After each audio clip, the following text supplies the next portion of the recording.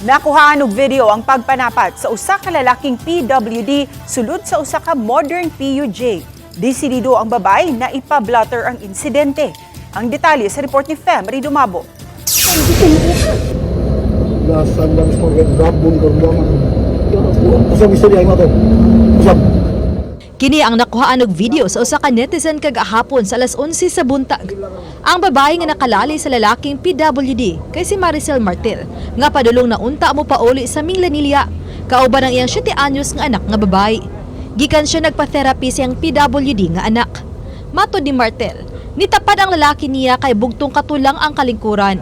Nabantayan niya nga nagtakiang kini. Ma'am, kay pirti yun yung baho pagsulod, ma'am. Nagagwantar gigos ka baho, ma'am. Ako ni agwantar ako kay kabalo kung ang akong isakyan, daghan yun ang manakay. Unya, kanang alangan ingnon ako siya naog diri kay baho kay ka. So wala ko'y right. Ang video nga aduna nay kapin sa 320,000 views sa social media, wala magpakita sa tibok na hitabo sa sulod sa jeep.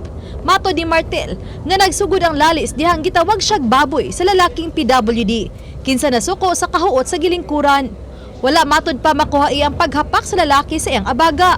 Dugang ni Martel nga wala na siya magyaw-yaw dihang mihulga ang lalaki og ni desider na lang siya nga munaog na lang.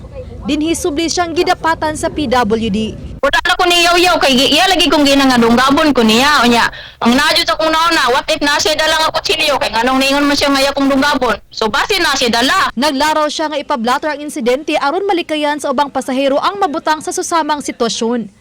May panawagan usab siya sa mga driver ug konduktor. Kung panawagan unta na ko, ma'am, nga unta kung niato nga klase na tao, ma'am, dili na lang unta nila pasakyon kay gawas nga baho jud kayo siya, ma'am, makahasol sad sa pasahero, ma'am, kay baho kayo.